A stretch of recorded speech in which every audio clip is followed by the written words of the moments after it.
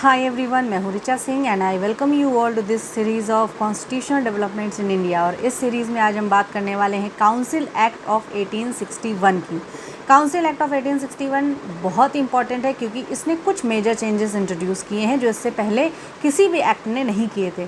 पहली बार इंडियंस का रिप्रेजेंटेशन मिला है लॉ मेकिंग प्रोसेस में। तो इस एक्ट ने एम्पावर किया है वाइसरॉय को कि वो नॉमिनेट कर सकता है इंडियंस को as a non official members in his council for law making process. और ये जो काम है वो तब जो वाइसराय थे लॉर्ड कैनिंग, उन्होंने 1862 में 3 इंडियंस को नॉमिनेट किया था। आपको कमेंट सेक्शन में ये बताना है कि वो कौन से 3 इंडियंस थे, बताइएगा ज़रूर, ताकि मुझे पता चले कि ये वीडियो कितना इंटरेक्टिंग है आपके लिए। और आगे चलते हैं, दूसरे फीचर की बात करते हैं काउंसिल एक्ट ऑफ 1861 के। तो पहला तो था इंडियंस को एसोसिएशन, जो इंडियंस का एसोसिएशन है वो हमें देखने को मिलता है लॉ मेकिंग प्रोसेस में इस एक्ट के थ्रू। दूसरा चेंज हमें देखने को मिलता है डिसेंट्रलाइजेशन।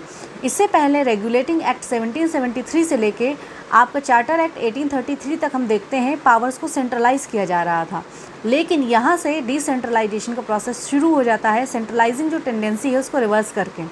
यहाँ पर हम देखते हैं मद्रास और बॉम्बे की जो प्रेसिडेंसीज़ हैं उनकी लेजिस्लेटिव पावर्स को रीस्टोर कर दिया जाता है। और धीरे धीरे हम देखेंगे कि बंगाल, नॉर्थ वेस्टर्न प्रोविंस और पंजाब की भी लेजिस्लेटिव काउंसिल्स बना दी जाती हैं।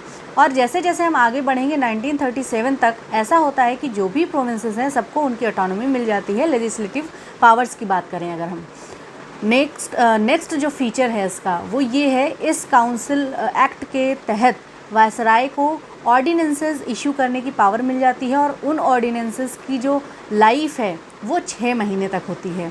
एक सबसे इम्पॉर्टेंट चीज़ जो ये एक्ट रिकॉग्नाइज़ करता है वो है पोर्टफोलियो सिस्टम।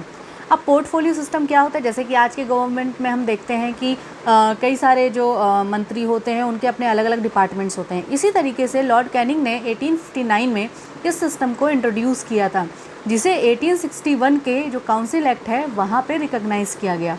इस पोर्टफोलियो सिस्टम के तहत वायसराय की काउंसिल के ही मेंबर को कोई एक या एक से ज़्यादा डिपार्टमेंट्स दे दिए जाते थे।